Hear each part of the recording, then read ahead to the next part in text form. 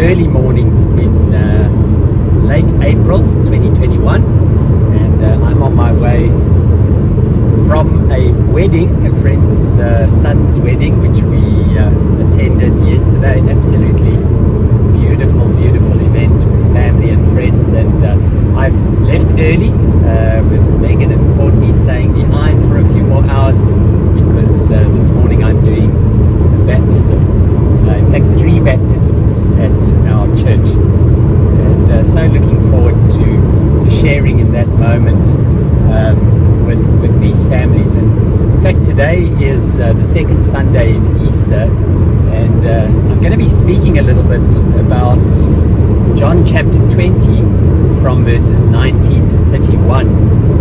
That wonderful account of Thomas, wounded Thomas, who wanted to encounter the wounded Christ. And often the fact that we call Thomas Doubting Thomas, I think, is a misrecognition of who Thomas is and what was taking place in that moment. It's not so much that Thomas doubted, but rather that Thomas expected a certain kind of encounter with a certain kind of Christ. Think about it.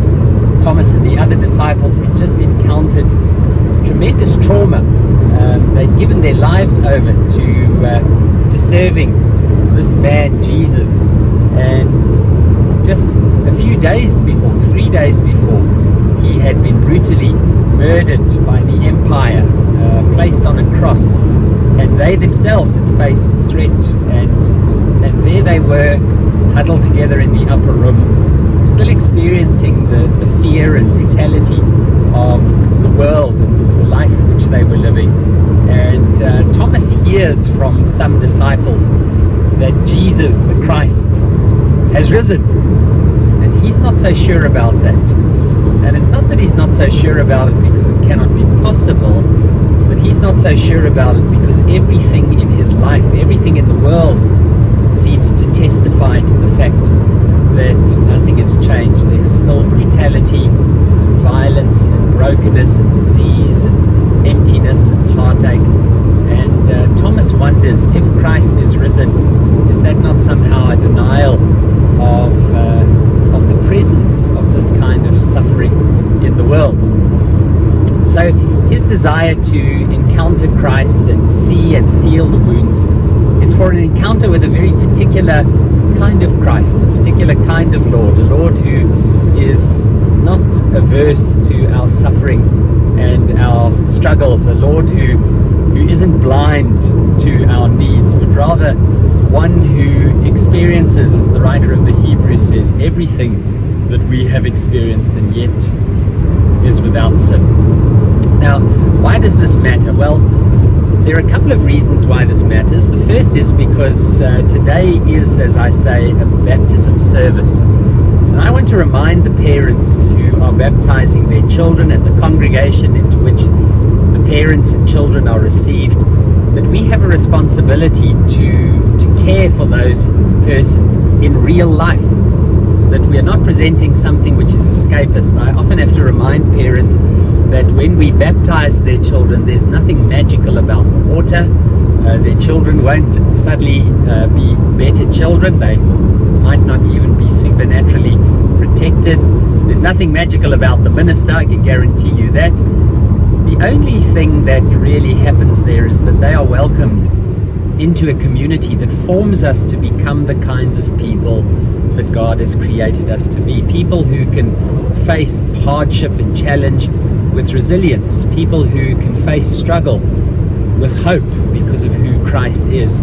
People who enter into the realities of life, disease and struggle, want, need, emotional hardship, physical hardship, all of the realities of life. And these are not things to be avoided, but we face them in a community of virtue and care. We are there to be Christ's body to one another, a wounded body, a body which isn't perfect, a body which is resurrected, which lives in the certain hope of the day of fullness which is to come. So just to say to you today, it's wonderful to to be able to be a part of the church.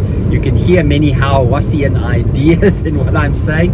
Yes, I've been reading that beautiful book of Stanley Hawass this week, The Character of Virtue, Letters to a God's Son, which is just absolutely one of the most amazing books on virtue. But the introductory chapter is all about baptism and godparents, and it's well worth reading. So I'd love to hear your ideas. How do you think about Thomas?